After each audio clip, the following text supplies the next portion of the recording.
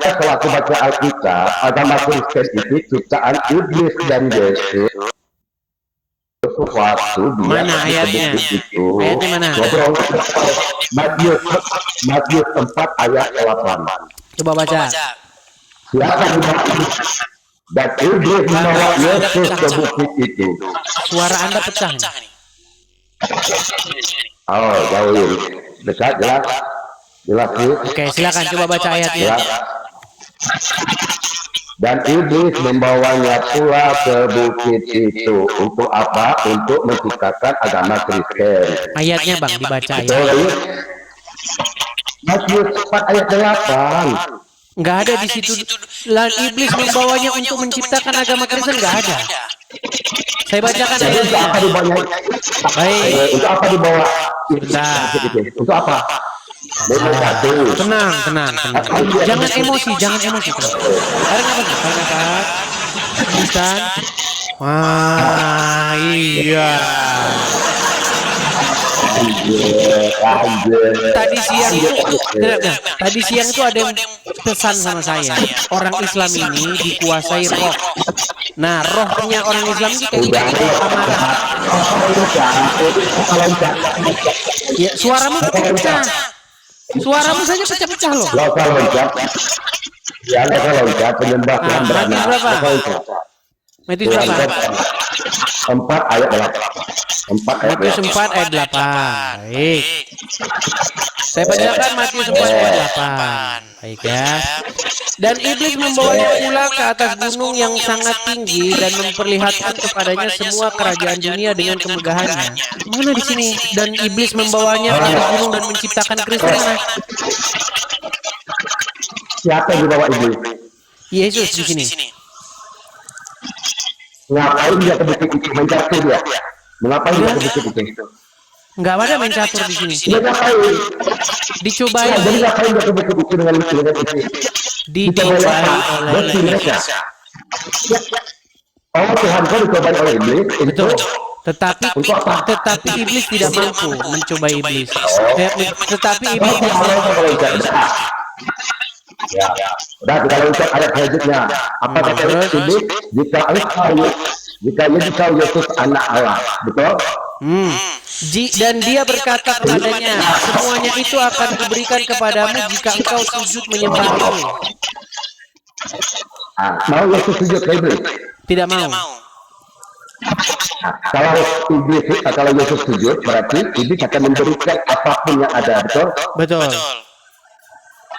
Maka itu seperti kata Paulus, dengan matinya Yesus, maka hukum semua dihapuskan, maka itu kan nggak ada yang haram, kan? Nggak ada yang haram, semua boleh.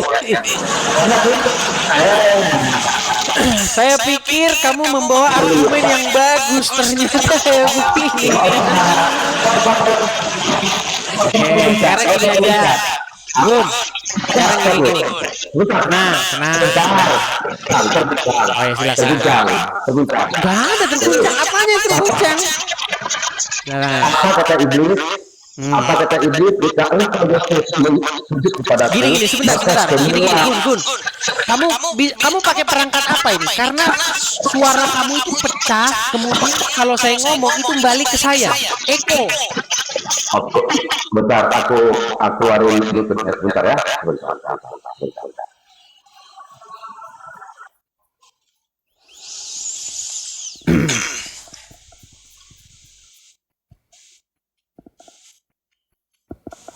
Oke, jelas sih.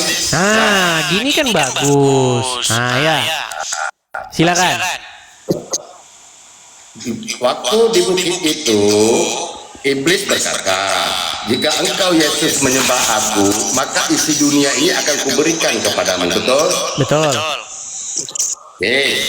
Persis seperti perkataan Paulus kan, dengan matinya Yesus maka hukum-hukum dihapuskan, maka itu kalian semua tidak ada yang haram kan?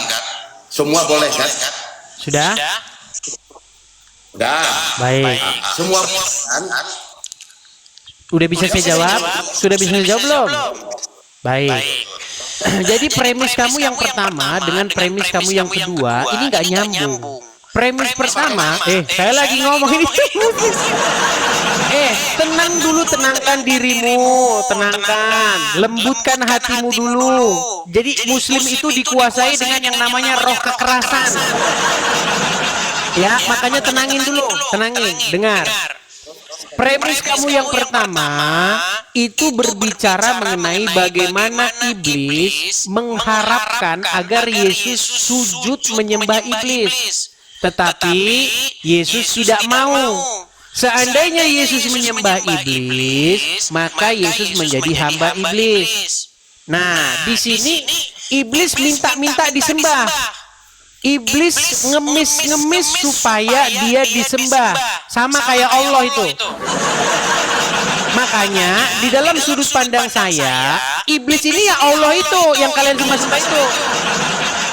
Yang ngamuk-ngamuk kalau tenang dulu, saya lagi ngomong. Orang tadi saya ngomong, kamu tenang. Enggak nyambung. Oke, benar nggak Allah minta disembah? Matius 4 ayat 8 betul kan, Yesus sama iblis besti kan? Kalau Yesus sama iblis besti, artinya Yesus mengikuti iblis. Tetapi di sini bahkan Yesus mengusir iblis. Enyahlah kau. Perhatikan nih di ayat terakhirnya. Perhatikan. Maka tenang. Di ayat 19, di abad 10-nya, maka berkatalah Yesus kepadanya, enyahlah iblis. Enyahlah iblis. Bagaimana kamu katakan mereka besti? Yang besti itu Allah dan iblis. Oke. Baik. Di Matius 4 ayat 8 itu pergi bersama mereka kan ke bukit itu kan. Oke, tapi ujung-ujungnya dikatakan enyah enggak iblis? Masa kamu tidak baca sampai terakhir? Ya, tapi intinya Yesus pada akhirnya mengusir iblis. Santai, minum. Dalam pengajaran kau sama anak-anakmu atau di jemaatmu, kau menyuruh orang mengikuti iblis atau menjauhi iblis? Menjauhi iblis. Ternyata Yesus kau mengikuti iblis kan? Pada akhirnya dikatakan enyahlah iblis. Aku tanya sama kau, ternyata Yesus kau mengikuti iblis. Enggak. Di mana dia mengikuti iblis? Matius 4 ayat 8. Coba baca. Dan iblis membawanya pula ke bukit itu. Siapa yang dibawa iblis? Yesus. Berarti Yesus dan iblis besti kan? Tidak. Diikutinya iblis sama Yesus kan? Tidak. Oh, penipu kau, dasar kafir kau. Ngamuk dia. Bahkan Yesus berkata kepada iblis, enyahlah kau. Enyah. Nggak usah keloncat. Matius 4 ayat 8 kutanya, kau mengajarkan ke anak kau jangan mengikuti iblis. Ternyata Yesus kau mengikuti iblis. Dasar kafir penyembah Tuhan beranak. Marah-marah dia. Sudah? Udah kau akui. Oke. Nah. Satu. Tenang. Saya mau gantian dulu. Gimana? Masa nggak gantian? Yang bestian sebentar. Yang bestian sama setan itu Muhammad. Nih, saya kasih hadisnya. Saya kasih hadisnya. Yang bestian sama Muhammad. Perhatikan. Tenang. Nih, saya bacakan hadisnya. Tidaklah. Kenapa kamu takut ditanya? Takut ditanya dia.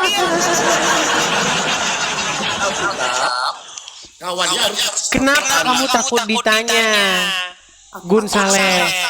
Kamu kan telah mengatakan kepada saya bahwasanya Yesus bestian dengan iblis. Saya bantah. Di ayat ini, di ayat terakhirnya dikatakan Yesus berkata kepada iblis, enyahlah kau. Dikatakan enyah. Bagaimana mungkin mereka besti kalau dikatakan enyahlah kau? Nggak usah keloncat, yang dibawa iblis siapa? Kau bilang Yesus. Susah. Oke, sekarang saya mau tanya sama kamu. Kamu masalah ngomong begitu terserahlah. Namanya kamu juga masih Islam. Nih, Saya kutip satu hadis yang berkata begini. Muhammad berkata, tidaklah dari setiap manusia itu melainkan didampingi oleh korin. Korin itu artinya setan yang membisikkan orang supaya mereka itu melakukan kejahatan. Kemudian Aisyah berkata, tenang. Aisyah berkata, ya Rasulullah, apakah juga termasuk engkau? Lalu Muhammad menjawab, betul. Ia juga mendampingi aku. Hanya saja Allah membantuku membuat dia beragama Islam. Jadi setan atau korin yang mendampingi Muhammad sudah masuk Islam. Akhirnya mereka bestian. Betul nggak? Betul nggak? Tenang. Betulkah setan atau korin yang mendampingi Muhammad sudah masuk Islam? Aku buka Alkitab, Al-Quran, kau buka. Ini loh, dengar. Tanya jawab Islam Kristen. Kamu bertanya kepada saya tadi kan, poinmu sudah masuk, Gus. Poinmu sudah masuk. Bahwa kamu menuduh bahwasanya Yesus dan setan bestian. Nah, saya bilang tidak bestian. Kenapa? Karena Yesus berkata kepada setan, enyahlah kau. Matius 4 ayat 8, siapa yang dibawa iblis? Yesus, kau bilang kan? Yesus. Apakah ayat itu berhenti sampai ayat 8?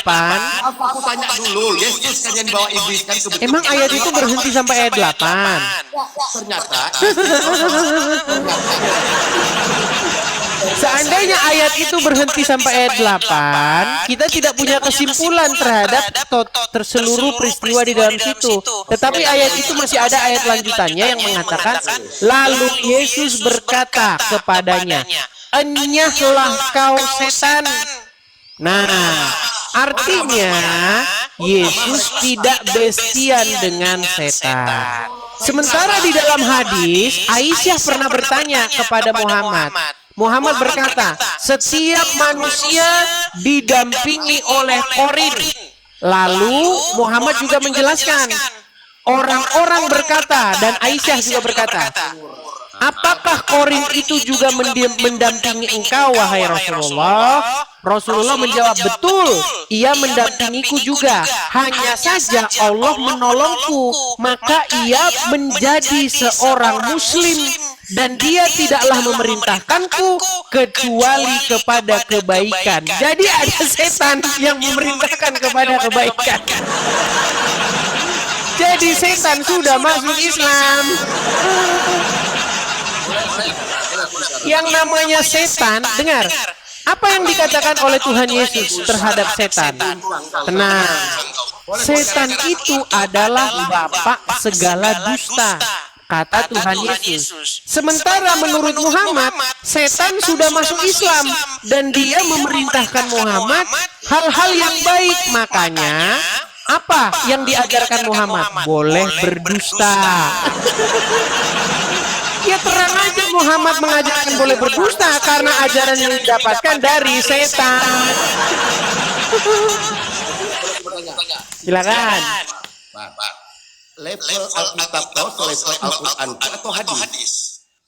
Bahkan Quran dan hadismu itu tidak bisa dibandingkan dengan Bible. Aku buka Alkitab, berarti kau buka Al-Quran sama aku. Oke, jadi kamu nggak percaya hadis ini? Nggak usah kau nyinyir. Jadi kau tak percaya hadis ini? Kalau aku buka Enggak, saya tanya sama kamu. Apakah kamu percaya hadis yang baru saya bacakan? berarti level Alkitab kau level hadis. Tidak jarang ini jawab. Saya nggak bilang bahwa Bible selevel dengan Quran, Bible selevel dengan hadis. Saya cuma tanya, apakah Anda percaya hadis yang barusan saya kutip? Alkitab kau selevel hadis.